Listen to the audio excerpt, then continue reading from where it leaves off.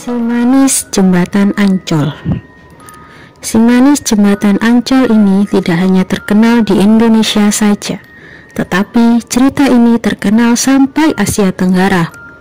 Kisah ini berasal dari seorang gadis yang bernama Siti Ariyah yang tewas di sekitar jembatan Ancol. Ia tewas karena diperkosa secara bergilir oleh beberapa orang pria, dan jasadnya dibuang di jembatan Ancol.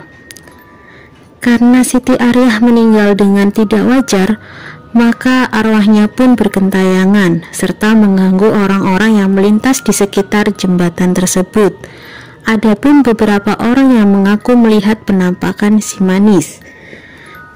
Yang pertama, pada tahun 1960, ada seorang pendayung perahu yang hendak pulang ke rumahnya. Namun, di tengah perjalanan tiba-tiba ada seorang gadis cantik menghampirinya untuk minta diantarkan dengan perahunya.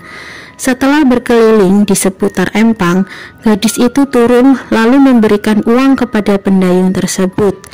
Namun, setelah gadis itu pergi, uang tersebut berubah menjadi lembaran daun.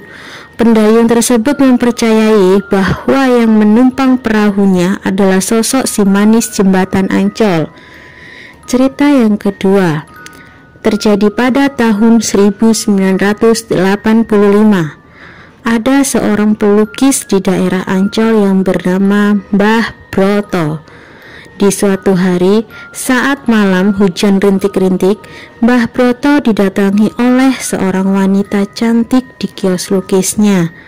Wanita tersebut meminta Mbah Broto untuk melukis dirinya. Ketika lukisan itu baru setengah jadi, Mbah Broto meminta izin untuk ke kamar mandi. Namun, saat Mbah Broto kembali, ia kaget karena wanita yang sedang dia lukis menghilang. Mbah Broto pun bertanya kepada teman-temannya yang juga membuka kios di dekatnya. Mereka menjawab jika wanita misterius tersebut pergi ke suatu arah.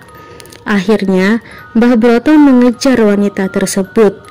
Saat sedang mengejar wanita tersebut, Mbah Broto terkejut karena melihat wanita tersebut berjalan melayang seperti hantu. Dari kejadian ini, Mbah Broto meyakini bahwa wanita tersebut adalah si manis jembatan Ancol. Cerita ketiga terjadi pada tahun 1990.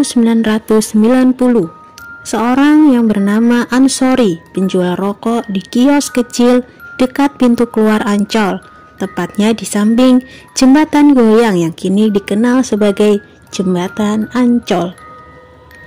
Menurut pengakuannya, kejadian ini terjadi pada malam Jumat, di mana cuacanya sedang gerimis. Saat itu, ia sedang menunggui kios rokoknya. Sekitar pukul 1 pagi, lewatlah seorang perempuan. Ketika sudah agak jauh, tiba-tiba perempuan itu berbalik arah menghampiri kios Ansori sambil tersenyum. Ansori mengira wanita itu adalah calon pembeli dagangannya. Ketika ditanya apa yang mau dibeli, tiba-tiba perempuan tersebut menghilang. Ansori pun terkejut sehingga ia meyakini bahwa perempuan tersebut adalah si manis jembatan Ancol. Cerita keempat. Cerita ini pernah dialami oleh Yoto, seorang tukang ojek. Yoto mengaku pernah membonceng penumpang misterius. Pada saat itu, Yoto sedang mangkal pada pukul 5 pagi. Kemudian datanglah seorang wanita cantik yang mendekatinya dan meminta diantar ke dekat jembatan Ancol. Tidak ambil pusing, Yoto pun langsung mengiyakan dan mempersilahkan wanita tersebut naik ke motornya. Di sepanjang jalan, Yoto berusaha mengajak bicara wanita tersebut. Namun, wanita tersebut hanya diam saja. Ketika sampai di kawasan Ancol, Yoto mempersilahkan wanita itu turun. Yoto pun kaget saat melihat boncengannya sudah tidak ada siapa-siapa. Akhirnya Yoto bergegas meninggalkan kawasan Ancol karena takut. Nah, itulah beberapa cerita mistis mengenai si manis jembatan Ancol.